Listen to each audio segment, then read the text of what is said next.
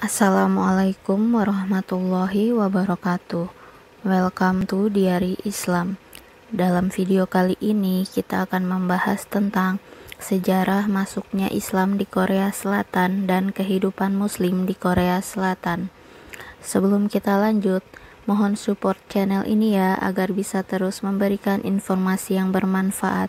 Yang sudah support, terima kasih banyak.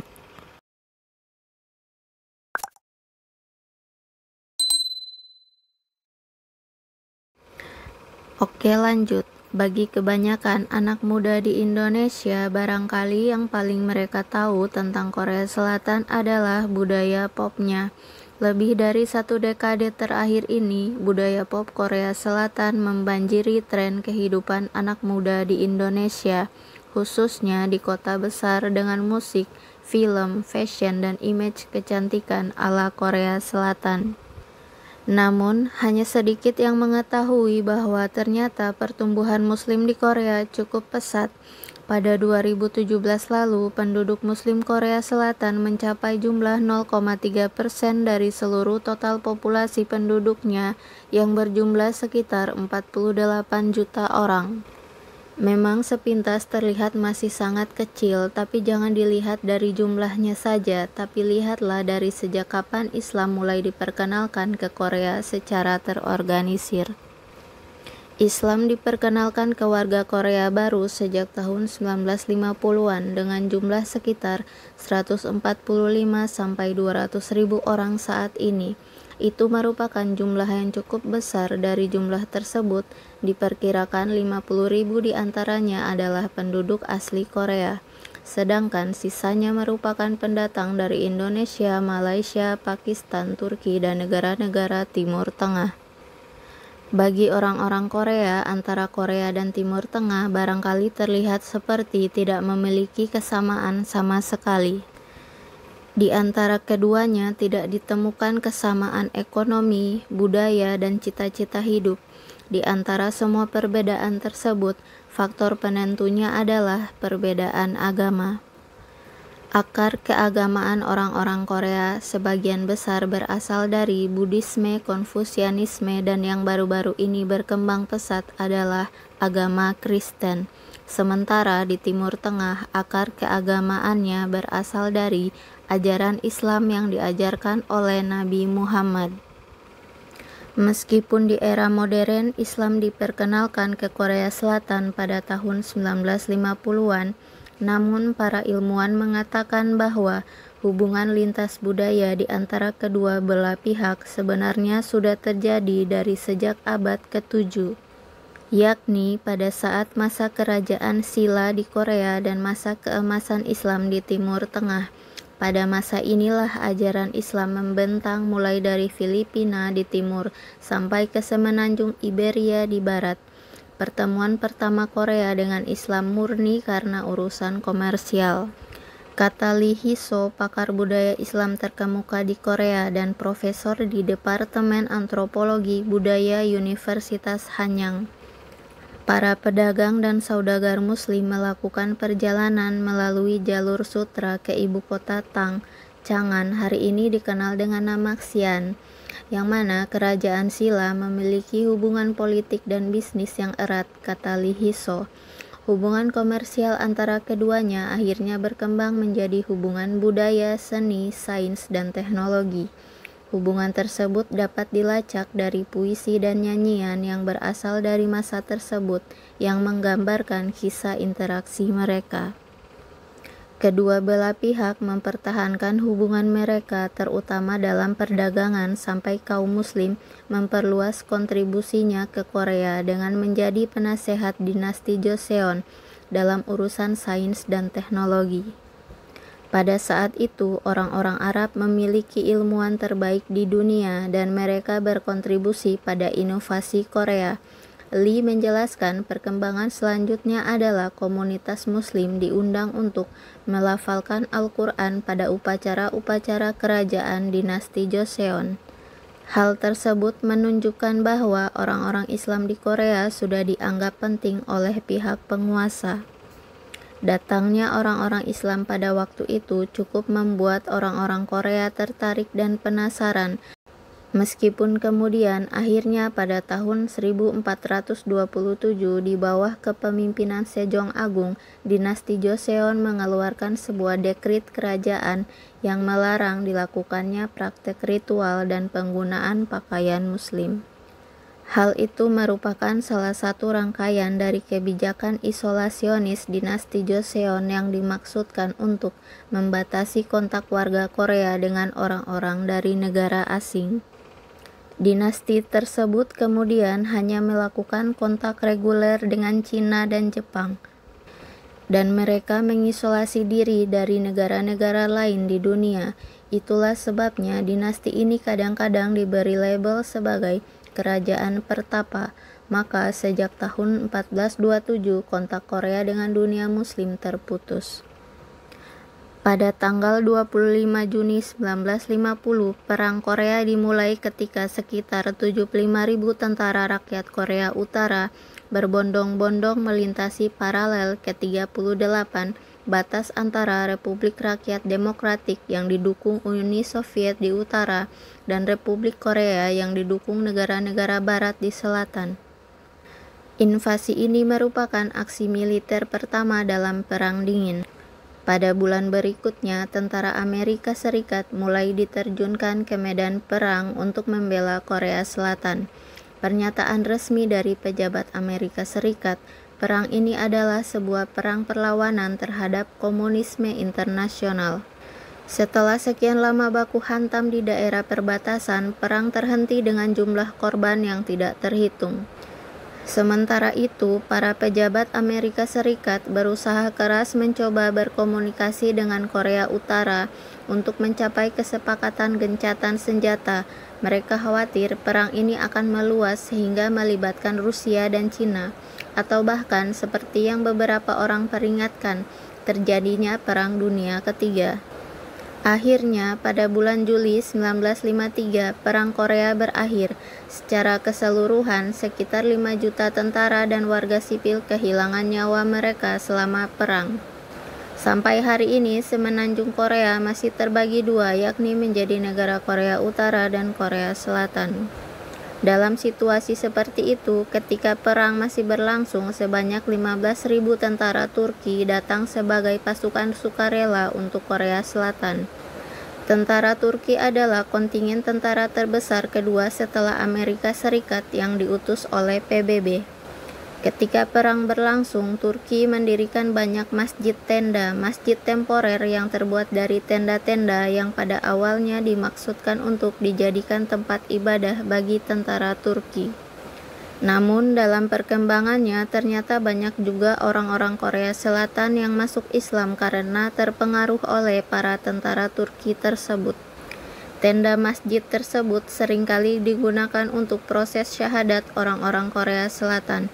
Peristiwa tersebut menjadi dasar bagi penyebaran Islam di Korea Selatan pada abad ke-20. Pada tahun pertama kedatangan tentara Turki, orang Korea Selatan yang masuk Islam sudah mencapai sebanyak 200 orang. Setelah perang usai, banyak dari tentara Turki tersebut yang lebih memilih untuk tetap tinggal di Korea Selatan dengan misi untuk mengenalkan Islam kembali ke Korea Selatan setelah sekian lama terputus dari sejak era dinasti Joseon. Keterlibatan dan upaya bantuan Turki di Korea Selatan meninggalkan kesan yang begitu dalam bagi orang-orang Korea Selatan, sehingga bukan hal yang aneh bagi orang Korea Selatan untuk menggambarkan orang-orang Turki sebagai saudara laki-laki mereka. Tahun demi tahun terus berjalan dan penyebaran agama Islam di Korea Selatan terus berlanjut. Pada tahun 1960-an, penduduk Muslim Korea Selatan sudah mencapai 3.000 orang. Masuk tahun 1965, agama Islam sudah mulai dikenal luas, dan di tahun itu juga Federasi Muslim Korea atau KMF didirikan di Seoul. Berdirinya KMF bukan hanya membawa kesempatan bagi umat Islam untuk menyebarkan firman Allah dan Nabi Muhammad di Korea Selatan melalui kitab suci Al-Quran saja, namun juga sebagai jalan untuk mendirikan masjid resmi pertama negara tersebut untuk Muslim dan orang-orang Korea. Pada tahun 1976, Masjid Sentral Korea didirikan di Itaewon, Seoul. Pada tahun pertama masjid tersebut didirikan, jumlah Muslim di Korea sudah mencapai 15.000 orang. Kemudian pada tahun-tahun berikutnya, jumlah tersebut terus bertambah hingga mencapai 35.000 orang. Hingga pada tahun 1990, jumlah masjid di Korea sudah bertambah hingga mencapai 5 tempat. Faktor lain yang membuat semakin bertambahnya orang-orang Korea Selatan yang masuk agama Islam adalah hubungan ekonomi antara Timur Tengah dan Korea Selatan yang berkembang pesat dalam beberapa dekade terakhir ini. Pada tahun 1970-an dan 1980-an, sejumlah pekerja Korea pergi ke wilayah tersebut untuk membangun infrastruktur seperti jalan dan jembatan. Pertumbuhan pembangunan konstruksi di Timur Tengah yang sangat cepat membantu memacu pertumbuhan ekonomi Korea Selatan. Banyak di antara para pekerja tersebut sekembalinya ke Korea Selatan sudah memeluk Islam. Selama 40 tahun terakhir, sekitar 70% proyek konstruksi dan infrastruktur luar negeri Korea berada di Timur Tengah. Juga hampir 90% sumber energi impor Korea Selatan seperti minyak mentah berasal dari Timur Tengah. Kedua belah pihak ditakdirkan untuk menjadi mitra, jelas kata Lee Hee-so, pakar budaya Islam terkemuka di Korea dan profesor di Departemen Antropologi Budaya Universitas Hanyang. Katanya, Timur Tengah adalah pasar yang sangat penting bagi Korea yang sekarang mewarisi model pembangunan ekonomi kita ke wilayah seperti yang dilakukan orang Arab terhadap Korea pada awal dinasti Joseon. Salah satu faktor yang dapat membuat Islam dapat diterima di Korea Selatan adalah karena Korea tidak memiliki catatan konflik historis atau politik dengan Timur Tengah dalam hubungan mereka yang panjang, meskipun sempat terhenti di era dinasti Joseon lebih dari 1000 tahun yang lalu. Selain itu, negara-negara Islam umumnya memiliki citra ramah tentang Korea, dan Hallyu, gelombang ekspansi budaya populer Korea Selatan ke berbagai negara, telah mencapai wilayah Timur Tengah di mana drama TV Korea misalnya seri Daejanggam, Jewel in the Palace telah memiliki banyak sekali penggemar, kata Lee Hee-so, pakar budaya Islam terkemuka di Korea.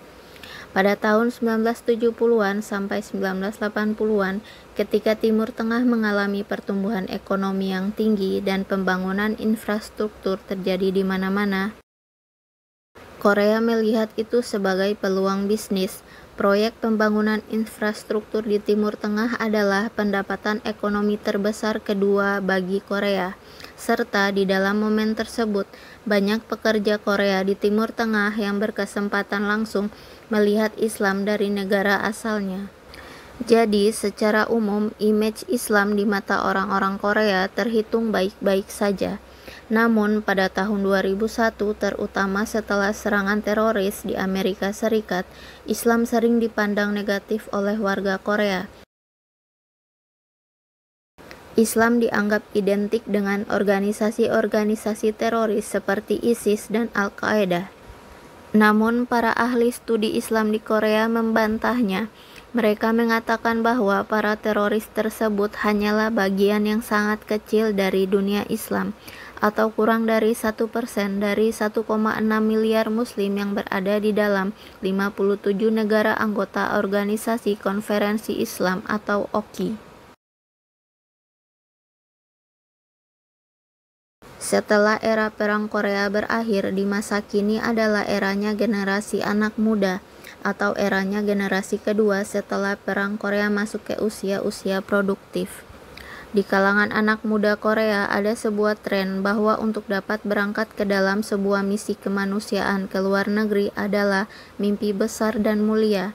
Mereka adalah orang-orang dengan mimpi mulia yang menabung uang dan menggunakan liburan musim panas mereka untuk mewujudkan kemanusiaan, kata Park En-jo yang merupakan pastor utama dari gereja Saemul. Gereja adalah pihak yang paling bertanggung jawab atas terciptanya tren ini.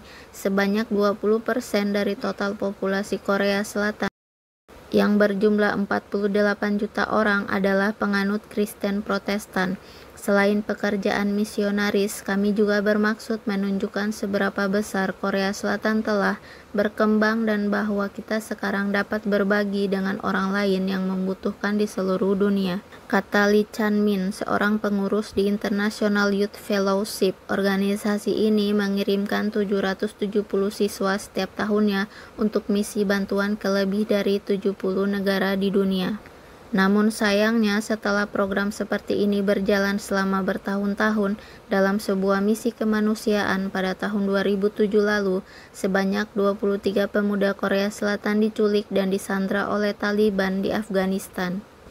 Kebanyakan dari mereka adalah perempuan berusia mulai dari 20 sampai 30 tahun. 2 di antara 23 orang tersebut tewas dibunuh oleh Taliban. Jaringan televisi di Korea Selatan berulang kali memotong acara reguler untuk mengabarkan perkembangan terbaru. Sementara itu, di dunia maya, orang-orang berkomentar dengan penuh emosional tentang Afghanistan dan Taliban yang kebanyakan orang-orang di Korea baru mengetahui tentang mereka setelah invasi Amerika Serikat pada tahun 2001, yang mana tentara Korea Selatan sendiri turut berkontribusi di dalamnya. Terhadap peristiwa tersebut, publik di Korea berbeda pendapat. Ada yang menyalahkan pihak gereja karena sembarangan mengirimkan anak muda ke area konflik. Ada yang menyalahkan Amerika Serikat karena melibatkan Korea Selatan demi kepentingan Amerika Serikat. Sementara Korea sendiri sebenarnya tidak ada urusan di Afghanistan, dan ada juga yang melayangkan protesnya kepada orang-orang Islam di Korea Selatan. Pada waktu itu, di depan Masjid Sentral Korea terlihat demonstrasi kecil menentang penyanderaan tersebut. Bagaimanapun, walaupun skalanya kecil, namun peristiwa tersebut menjadi sebuah titik balik dari perkembangan penyebaran Islam di Korea Selatan.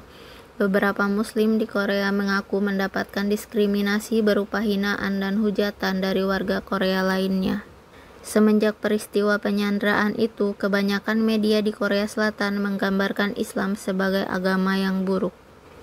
Namun, perjalanan penyebaran Islam di Korea Selatan tidak hanya berhenti sampai di sana. Kedepannya, Muslim di Korea, terutama anak mudanya, banyak melakukan inovasi-inovasi dakwah.